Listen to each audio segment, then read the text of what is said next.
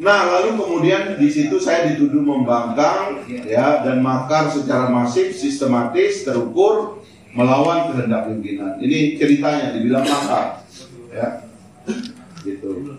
Diperiksa, ya udah, kita udah nggak bisa bantah nih, karena dia marah terus. Di sidang ini, ya, di sidang ini saya menjawab, apa sebetulnya ini? Kok kayak begini cara PKS?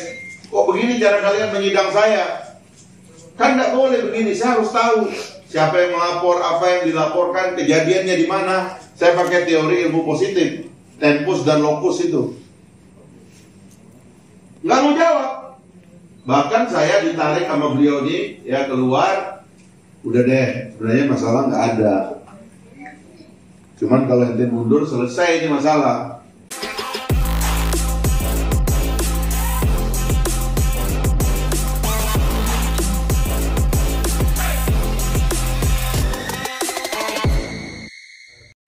Sebagaimana janji saya pekan lalu, saya ingin istilahnya menuntaskan, ya, satu perkara yang tidak boleh dianggap sederhana, ya. Karena nanti saya akan sampai pada satu kesimpulan untuk mengambil keputusan Mahkamah Agung sebagai jurisprudensi hubungan antara partai politik dengan anggotanya, karena ini penting sekali, ya. Ini adalah konsepsi baru di dalam cara kita melihat bagaimana suara rakyat, ya, yang terlembaga pada diri seseorang itu harganya harus tinggi, tidak boleh secara sangat mudah dan sederhana dihancurkan atau dirusak. Maka saya terus ingin mengungkapkan ini, sebenarnya nanti efeknya agar anggota DPR yang akan terpilih tanggal 17 April yang akan datang punya legal standing dan posisi politik yang lebih kuat, ya. Nah, itulah yang saya ingin tuntaskan sebagai satu perjuangan, ya. Ada perjuangan jangka pendeknya yang saya ingin ceritakan hari ini, bagaimana orang-orang ini merekayasa pemecatan saya. Itu juga penting diungkap supaya kelakuan seperti ini yang non-demokratik, yang jahat, yang bertentangan dengan konsep negara hukum yang demokratis, harus kita pantau, ya, kita saksikan. Kurang bagus nih, ada yang lebih bagus. Ya. Nah, teman-teman sekalian, ini ada chart, ya. Saya mau sampaikan ke teman-teman chart ini supaya ketahuan begitu bagaimana orang itu, ya, atau pimpinan partai, yang partai ini dianggapnya itu penuh dengan nuansa agama, ya. Orang-orangnya dianggap orang-orang baik, tapi mereka bisa karena adanya absolute power di sini, ya. Lalu kemudian absolute power ini disalahgunakan. Absolute power itu kemudian menunggangi partai. Lalu kemudian selanjutnya adalah kesalahan-kesalahan yang terpaksa ditutupi untuk menjaga wibawa dari absolute power itu. Ya, ini juga adalah pelajaran bahwa dalam negara demokrasi kelembagaan non demokratis seperti ini, ya, bisa di-abuse, ya, disalahgunakan. Nah, kita mulai dari kasus ketika antara tanggal 23 Oktober, ini persis setelah beliau ini terpilih dan dilantik menjadi ketua Majelis Syuro. Beliau minta saya untuk mengundurkan diri, gitu. Nah, ini moral pengunduran diri ini juga perlu saya jelaskan, sebab banyak orang bilang, ya kan disuruh mundur dong. Itu banyak itu dialektika seperti itu di masyarakat, termasuk di kader-kader PKS itu dicocokin hidungnya, suruh mundur dong. Dalam prinsip kelembagaan privat, ya, keperdataan mungkin itu bisa dilakukan sebab itu urusan internal, ya. Misalnya saya disuruh mundur dari pengurus partai misalnya, ya harus mundur meskipun sebetulnya juga tidak baik-baik amat kalau nyuruh mundur orang nggak ada sebabnya. Orang mundur kan harus ada sebabnya. Apalagi ini dari jabatan publik. Saya itu begitu mereka terpilih sekitar September ya, sebulan sebelumnya, itu udah istilahnya itu dikosongkan atau dibersihkan dari struktur partai. Jadi saya udah nggak ada dalam struktur partai ketika dipanggil ini, udah nggak ada. Makanya waktu itu kan teman-teman wartawan nanya kan, itu kenapa Pak Fahri namanya nggak ada di pengurus sekitar bulan September tuh. Lalu mereka jawab, Pak Fahri mau diminta fokus sebagai wakil ketua DPR. Ya saya pun nggak mau jawab karena itu jawaban mereka, saya terima aja gitu. Tetapi dalam keadaan saya udah nggak punya apa-apa, jabatan di struktur tuh tiba-tiba saya disuruh mundur jadi wakil ketua DPR. Nah ini ruang publik, ya. Kalau ruang partai tadi dirampas tanpa ngomong, silakanlah. Saya juga diem. Padahal saya istilahnya itu mengabdi di dalam partai itu nggak pernah ada masalah, ya. Bisa saya bilang zero accident lah gitu. Alhamdulillah ya, karena kita menjaga diri dan lain-lain. Tapi tiba-tiba dihilangkan dalam struktur begitu saja, itu tanpa ngomong. Nggak pernah misalnya saya dipanggil, kemudian mengucapkan terima kasih Pak Fahri sudah mengabdi ya di partai selama dari tahun 98 kan bulan Agustus itu saya menjadi deklarator partai. Ya kan, sudah mengabdi dari tahun 98 sampai 2015 ya, sekitar 17 tahun ini gitu. Sekarang Pak Fahri udah nggak ada jabatan, ya terima kasih atas pengabdiannya selama ini. Nggak ada itu. Tiba-tiba aja saya dalam struktur hilang. Nah terus tiba-tiba lanjutannya lagi saya disuruh mundur. Maka di sini karena saya disuruh mundur dari jabatan publik, yang jabatan publik itu artinya pertanggungjawabannya juga kepada publik, karena dipilih oleh masyarakat, ada suara masyarakat di situ dan kita harus menganut azas pertanggungjawaban kepada publik. Saya tanya, salah saya apa? Dia bilang nggak ada salah. Apa ada yang menekan? Dia bilang nggak ada yang tekan. Ya. Terus ketemu beberapa kali itu ngotot, argumen nggak ada. Pokoknya mundur. Saya udah kasih argumen berkali-kali, kadang-kadang dia berubah. Oh gitu ya, tapi tekan lagi. Kadang-kadang dia berubah, tekan lagi. Sampai saya bilang ke beliau, ini jangan dianggap saya tidak taat, karena ini ruangnya publik. Saya harus berargumen. Kalau saya harus mengambil keputusan ini sifatnya pribadi. Karena ini tidak mungkin menjadi keputusan partai. Partai nggak bisa mundurin saya. Buktinya sekarang keputusan pengadilannya mengatakan partai nggak bisa mundurin saya. Karena itu ruangnya ruang publik. Dia tidak tunduk kepada ADART partai, dia tunduknya kepada Undang-Undang MD3. Karena itu saya nggak bisa dimundurin. Oh dia bilang kalau nggak mau mundur akan diproses. Gitu. Jadi pikirannya itu minta saya mundur, terus saya mundur gitu kan. Karena saya mundur lalu diganti, misinya pilpres. Apa ini yang ada dalam alur ini teman-teman? Itu yang saya juga nanti akan ungkapkan kronologi lainnya ya suatu hari saya kali ini.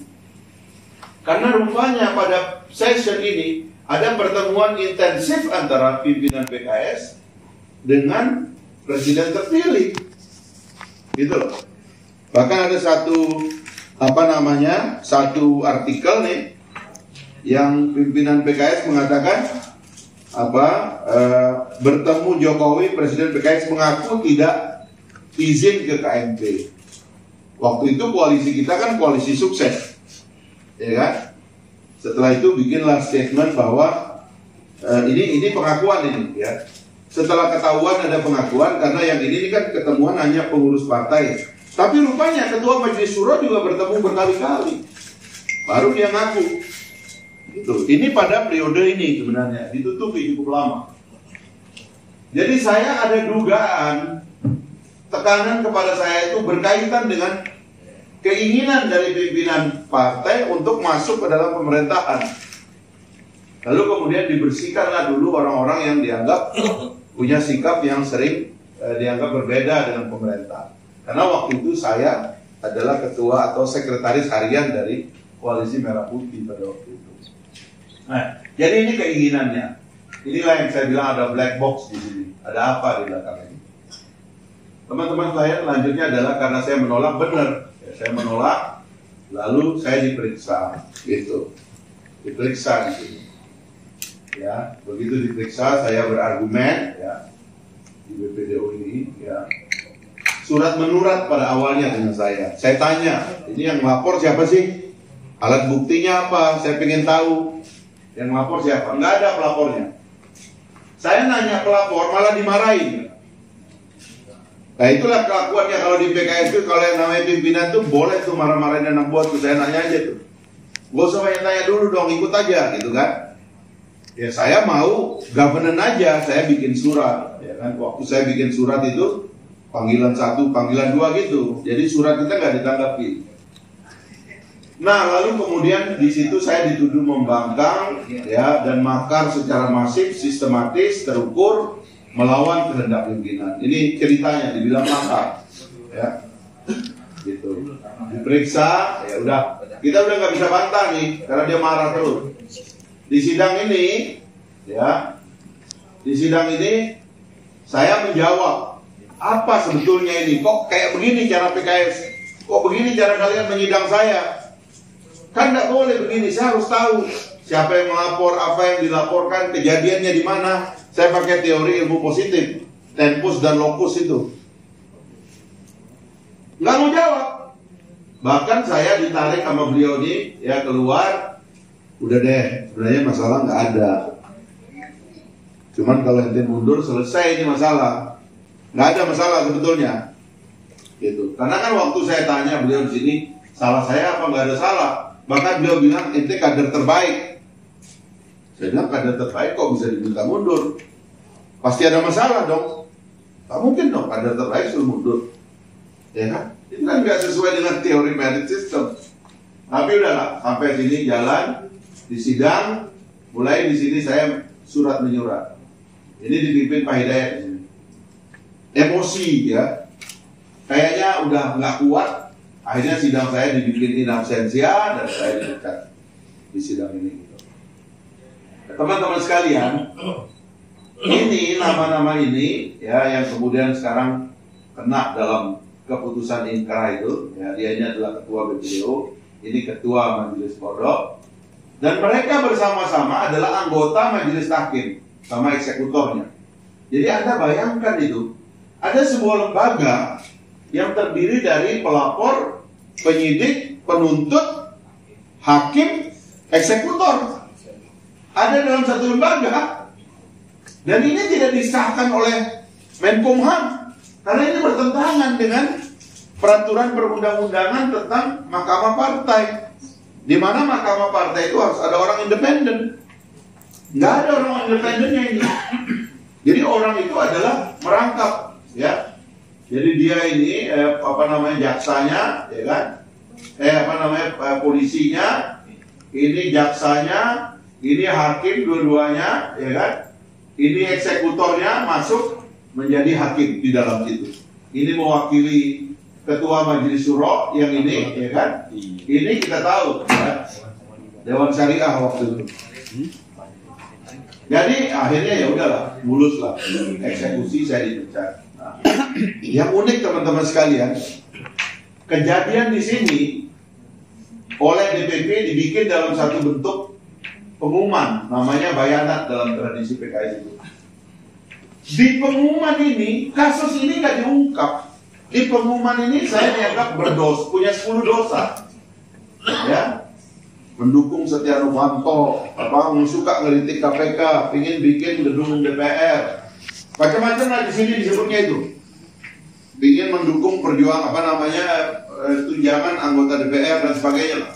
Jadi apa yang diumumkan kepada publik dengan kejadian di sini nggak ada hubungannya sama sekali. Ya, ya ini dia nih, bayanat itu. Ini sebenarnya saya bisa laporkan sebagai kebohongan publik, macam-macam lah, pemalsuan dan sebagainya. Tapi banyak, nanti saya akan ceritakan bagaimana delik. Jadi Anda bayangkan apa yang terjadi di sini kepada publik dan kader itu dibohongi. Apa dia berbuat bohong kepada publik dan kader. Ini buktinya di websitenya itu ada. Nah teman-teman, kalau kita lihat di sini ya, ya ini tadi majelis qada itu penuntut, hakimnya itu dimonopoli, ya kan? Nah waktu mereka memecat saya, kan di dalam undang-undang disebutkan pemecatan itu harus ditandatangani oleh ketua umum dan sekjen. Termasuk juga surat, kan kemudian diajukan surat PAW kan? Kan di DPR ini, saya kemudian di PAW. Surat PAW-nya itu tidak ditandatangani oleh sekjen. Kenapa? Waktu itu almarhum Taufik Ridho masih hidup. Dia menolak menandatangani SK atau pemecatan saya. Ditanya alasannya apa? Karena dia nggak tahu proses ini sama sekali. Ya, makanya kalau Anda, ya ini saya bukan narik-narik ya. Kan ada anaknya almarhum itu yang suka nulis di Facebook itu. Dia ceritakan ya, bagaimana orang tuanya nggak diajak, bapaknya nggak diajak melapor. Padahal itu sekjen loh. Ya kan? Nggak diajak. Akhirnya semua ini sebenarnya ilegal. Majelis tahkimnya ini atau mahkamah partainya ilegal, surat eksekusi ini ilegal sebenarnya karena nggak mau ditandatangani oleh sekjen. Tapi dipaksa, ya. Hah? Ya yang ini di hukum HAM kan, yang ini berbeda dengan apa yang ada di hukum HAM juga. Nah jadi apa yang terjadi fakta persidangan bahwa ada peradilan sesat, ya, di mana penyidik penuntut, ya kan, bahkan pelapor, kemudian menjadi hakim pemutus, tapi juga karena dipecat oleh majelis hakim partai sehari sebelum majelis hakim parpol disahkan oleh Menkumham, ya. Jadi dipecat dulu baru majelis hakimnya itu disahkan.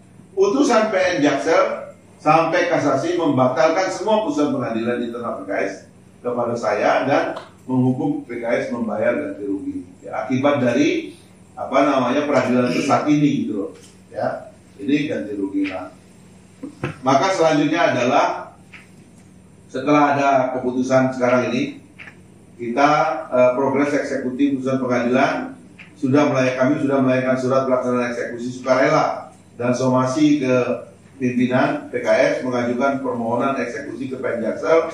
PN akan memanggil tergugat untuk melaksanakan putusan. Jika tidak diindahkan maka saya akan mengajukan permohonan sita eksekusi kepada PN. Ya. Dan ada hal-hal lainnya yang dapat menjadi akibat lanjutan dari kasus ini. Ya. Karena kalau kita lihat rencana tindak lanjutnya adalah di dalam kajian kita, pertama ini ada tidak melaksanakan putusan pengadilan. Ya. Ini saya bisa melaporkan 2 orang ke MKD. Ya. Ini Surahman Hidayat dan Hidayat.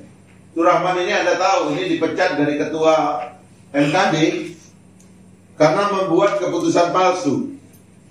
Seolah-olah saya pernah dihukum oleh MKD untuk melengkapi argumen ini. Karena salah satu dari 10 argumen ini katanya Fahri pernah dihukum oleh MKD. Jadi Tuan Surahman ini membuat keputusan fiktif di dalam MKD bahwa saya pernah dihukum. Ketahuan oleh MKD bahwa dia membuat keputusan fiktif, makanya MKD bersidang dia diganti. Gitu. Coba Anda bayangkan tuh orang, ya mohon maaf orang PKS itu begitu, berbuat apapun itu demi ketaatan pada pimpinan itu kayak begitu tuh kelakuannya. Nanti saya mau cerita orang ini. Ini orang cerita kemana-mana sekarang ke depan kader bahwa tidak harus menghormati keputusan pengadilan itu. Karena keputusan partai lebih mulia, orang-orangnya itu lebih baik, ya, dibandingkan dengan pengadilan di luar sana yang transaksional katanya. Ini ada ini dia keliling ke kader. Saya dapat bocoran rekaman dia nih dari kader-kader ini. Dia keliling ke seluruh Indonesia ini. Ya. Nah kemudian ini saya akan lapor ini ya ke MKD ini 2 orang ini karena mereka ini tidak mau melaksanakan keputusan pengadilan, bahkan bukan cuma tidak mau melaksanakan, ngaku salah pun enggak. Harusnya kan begitu keputusannya kasasi selesai, ngaku salah dulu dong. Ini enggak ada ngaku salah, ya, enggak ada ngaku salah. Kemudian ini ada afidatif. Nah, teman-teman sekalian, ini kan waktu kita lapor di PN Selatan, akhirnya kalah. Hakimnya bilang, ya lu salah kalau caranya begini. Apa yang terjadi? untuk membenarkan ini, Ketua Majelis Syuro membuat affidavit. Dia ini bikin affidavit untuk memperkuat seolah-olah bahwa ya semua keterangan yang ada dalam persidangan ini dibenarkan oleh dia, bahwa yang meminta Fahri mundur itu dia. Pertanyaannya, ini juga sebuah pidana sebenarnya. Ini bisa disebut subversif gitu, ya. Bisa onslaught ini, serangan fisik kepada saya, juga bisa bermufakatan jahat. Karena kita ini pejabat publik, nggak boleh diganggu pekerjaannya. Tapi ini dia ngakuin, sehingga affidavit ini bisa menjadi sasaran laporan pidana, gitu. Ya. Kemudian laporan BPDO. Ya. Sebenarnya kalau BPDO ini benar kerjanya, kelakuan orang-orang ini juga harus dilaporkan ke BPDO. Cuman ya kan BPDO itu udah punya mereka sendiri, ya kan, hukum sendiri. Ini juga nih Bayana tadi, yang ini. Ini juga bisa kita laporkan perbuatan melawan hukum karena mengarang cerita, juga semacam kebohongan. Nah kemudian ini tentang affidavit ini, saya juga berpikir untuk segera membuat somasi kepada Ketua Majelis Syuro PKS ini. Nah itulah teman-teman beberapa langkah lanjutan yang saya lakukan. Sekali lagi, ini kita buka kembali, kita ungkap kembali, ya. Karena kader ini dibohongi gitu. Dibohongi oleh seolah-olah pimpinannya nggak mungkin salah. Padahal ini secara telanjang pimpinannya berbuat salah. Dan kesalahan pimpinan ini sebenarnya telah merugikan partai. Sekarang, setiap orang yang bertanya tentang ini dipecat, dikeluarkan. Dulu waktu zaman saya dengan Pak Anies Mata masih jadi pimpinan dengan almarhum Taufik Ridho, kader itu kita tambah jumlahnya. Yang berbuat salah kita maafkan dalam pengertian supaya kreatif. Sekarang bagaimana partai ini mau lolos threshold? Semua kader yang sudah kita rekrut ini disuruh membuat pernyataan loyal kepada pimpinan. Sekarang ini di atas materai, ini disuruh membuat pernyataan loyal. Kalau tidak membuat pernyataan loyal, dipecat. Dan dipecatnya pakai WA. Udah nggak dianggap sebagai anggota. Bahkan ini banyak kasus bukan cuma dianggap dipecat sebagai kader, dikeluarkan dari tempat kerja. Kalau kebetulan tempat kerja itu milik dari salah seorang petinggi di PKS. Ada banyak contohnya itu, pesantren, yayasan, dan sebagainya, itu orang dikeluarin. Nah yang terakhir, bagaimana partai ini mau lolos threshold? Semua caleg itu disuruh tanda tangan surat pengunduran diri dengan tanggal kosong. Sudah taken. Anda bayangkan nggak, ada caleg mau berjuang, dia nomor 1, dia harus invest sekian miliar atau sekian ratus juta, tapi dia sudah menandatangani pengunduran diri. Mau nggak dia berjuang? Orang tinggal ngisi kok, langsung dia dikirim ke KPU, PAW dia langsung. Itu udah dilakukan. Jadi dengan kejadian-kejadian ini, mustahil PKS itu lolos threshold, mustahil. Karena kelakuannya ini merusak, bahkan berbahaya. Kalau frame dan mindset seperti ini masuk negara, bahaya sekali. Nah saya kira inilah yang saya ingin jelaskan teman-teman. Sekali lagi saya akan kejar terus nih, karena target saya adalah orang ini mundur semua. Ini yang merusak partai ini orang ini. Ya, mereka harus mundur semua. Kalau kadernya sadar sebenarnya orang ini suruh mundur. Cuman kadernya ini kan suka diracuni lah, sampai ditakut-takutin urusan akhirat segala ini orang-orang ini. Ya, ini udah nggak bener ini orang-orang ini. Nah ini suruh mundur. Mundur dari partai. Hah? Mundur dari pengurus lah. Jadi orang biasa. Ya kan? Kalau mundur dari partai bagus. Dia udah nggak cocok nih, nggak sesuai dengan ruh dari pendirian partai. Partai ini partai kader. Prinsipnya kepada kader itu hidup mulia atau mati syahid. Hidup mulia itu artinya orang tuh ditinggikan, dimuliakan. Ini enggak, malah dihancurkan. Dipecat sembarangan, dikeluarin, dipermalu, dia kan bikin berita enggak, macam-macam lah. Orang difitnah. Ya saya kira kultur seperti ini is not belong to the 21st century. Ya, nggak bisa kita pertahankan kultur seperti ini gitu. Saya kira itu. Ya, sekarang kan mereka nggak mau ngomong tuh. Ya itulah kelakuannya itu. Ya. Dalam negara demokrasi itu harus ngomong, jelaskan kembali. Jangan kan mau ketemu saya, Ngomong kepada wartawan aja nggak berani. Apalagi ketemu saya, kita tos-tosan gitu, nggak berani gitu. Saya kira ini problem yang saya ingin sampaikan ke teman-teman. Saya kira kalau ada yang mau nanya, sini ada dua teman-teman lawyer saya juga, tim lawyer saya, yang bisa menjelaskan ini. Terima kasih. Ada pertanyaan? Ya. Apakah nama-nama itu semua akan diproses secara pidana semua? Kedua, proses eksekusi kapan dilakukan itu? Jadi misalnya pemaksaan. Jadi ada beberapa isu yang mereka bisa kena, ya. Ada yang pidana, ada yang perdata, ya. Tapi ini kita secara bertahap akan lakukan itu berdasarkan kajiannya yang matang dan mendalam, nanti baru mereka kena. Kalau soal tadi eksekusi ini udah jalan semuanya. Saya justru mengatakan karena proses hukum eksekusi udah jalan, mundurlah orang ini, biar gak jadi beban partai. Suruh mereka cari duit sendiri, entah dari mana. Sebab sebentar lagi juga rumahnya akan disegel. Ya akan disegel orang lagi nagih kok. Ya kita nggak kirim tukang tagih, tetapi negara yang nyegel nanti. Gitu loh. Itu kan pasti akan jadi masalah di kemudian hari. Makanya mendingan dia mundur daripada jadi beban. Kenapa dia harus bercokol di sini? Lagi musim kampanye kayak begini kok. Mundur dong, biar bersih nama partai. Dan biar orang-orang yang nggak punya masalah yang maju. Ya. Nah teman-teman, saya ingin menyindir sedikit. Ini salah satu alasannya.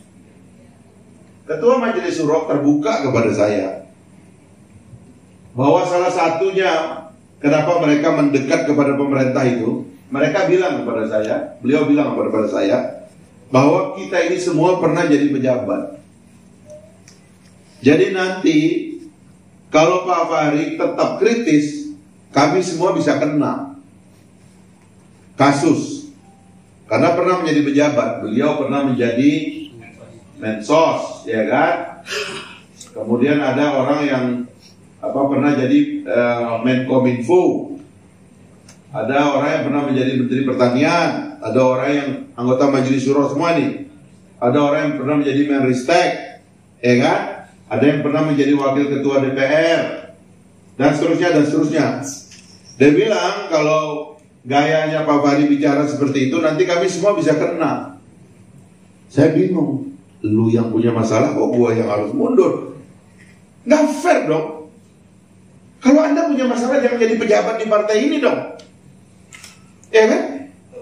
Jadi ketua ormas lebih cocok, nggak ada beban elektoral. Tapi kalau Anda punya masalah lalu orang lain nggak boleh menyatakan kebenaran, lo Anda itu beban, kok berani-beraninya jadi pimpinan partai? Itu pertanyaan saya dari awal.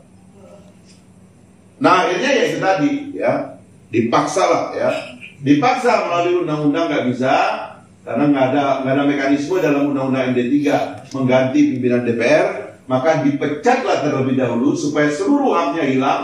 Dan dipecatnya Anda tahu nih, dipecat dari seluruh jenjang keanggotaan yang telah saya lakoni hampir seperempat abad dari hidup saya ini, dipecat semua oleh mereka, seluruh jenjangnya hilang, baru kemudian mereka mau atur-atur sendiri dengan bebas leluasa, diganti jadi anggota DPR, ya kan?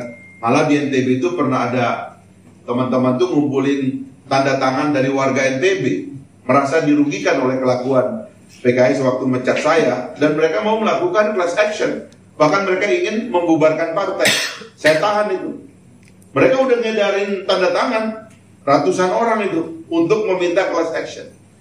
Karena itu tadi, apa alasannya memecat orang dari seluruh keanggotaan, dari anggota DPR, dari pimpinan DPR, padahal orangnya nggak punya salah gitu. Saya kira itu anunya, logikanya itu, ya. Oke? Mas, mungkin boleh dijelaskan ke kita lagi secara lebih sederhana mengenai potensi dalam kasus Fahri Hamzah versus PKS ini seperti apa? Pidananya banyak, ya. Ini affidavit ini karena dia membuat kesaksian baru yang berbeda dengan keputusan pengadilan dan apa yang diedarkan kepada publik dan kader, maka affidavit ini bisa disebut sebagai kebohongan publik atau semacam pemalsuan, gitu loh, keterangan palsu, ya, pasal 263, 264 Undang-Undang KUHP, ya. Kemudian ini keterangan ini tadi kepada kadernya juga adalah kebohongan. Karena semuanya nggak benar.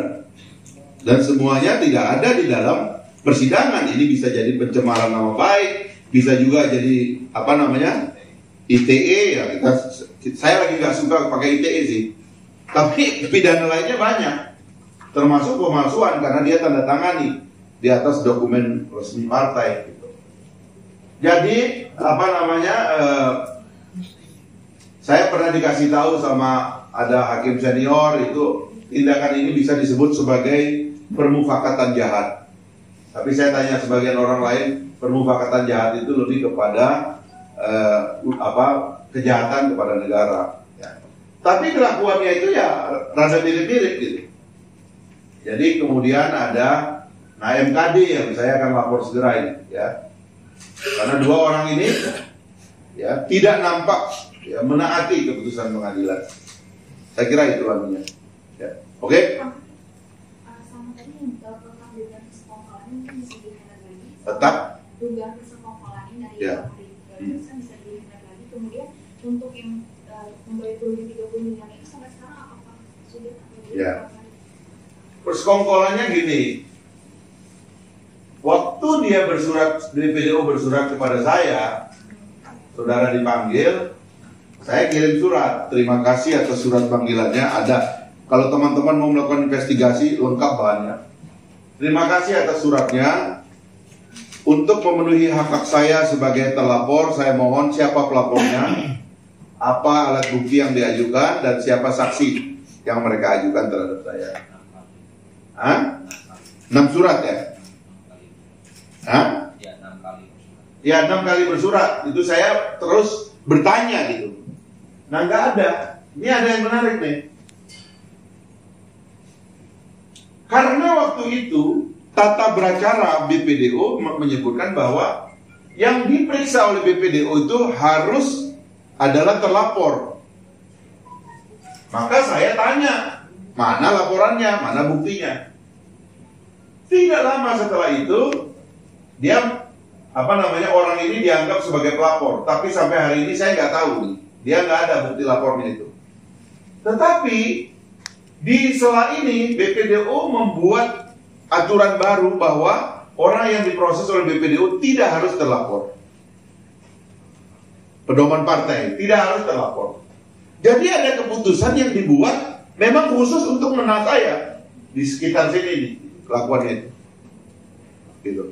Nah itu kan persekongkolan kan antara dia ini dengan pembuat pedoman partai supaya ngenain saya.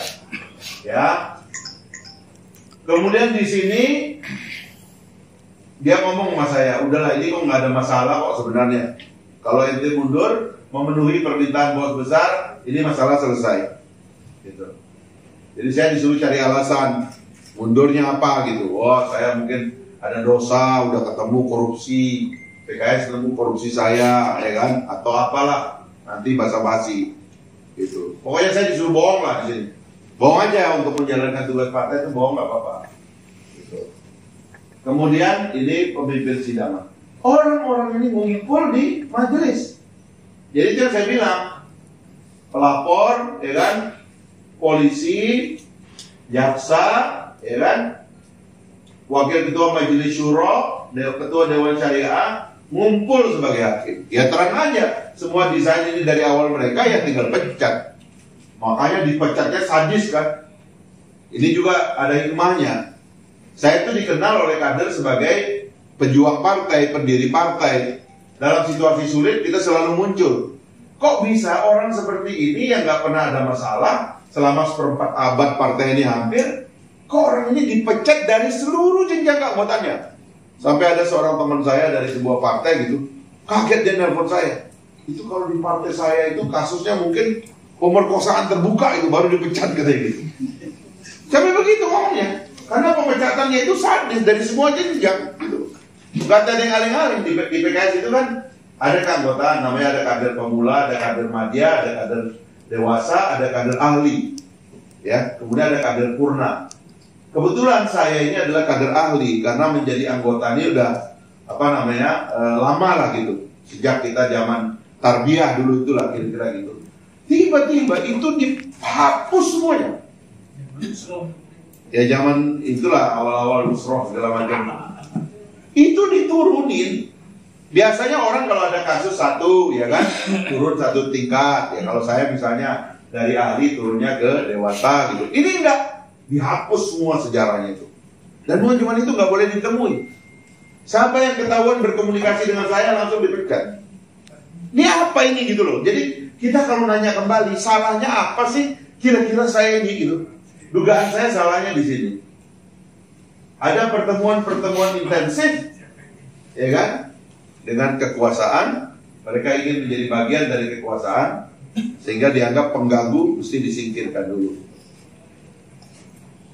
Saya kira itu. Nah yang 30 saya kira ini jalan ini. Kapan?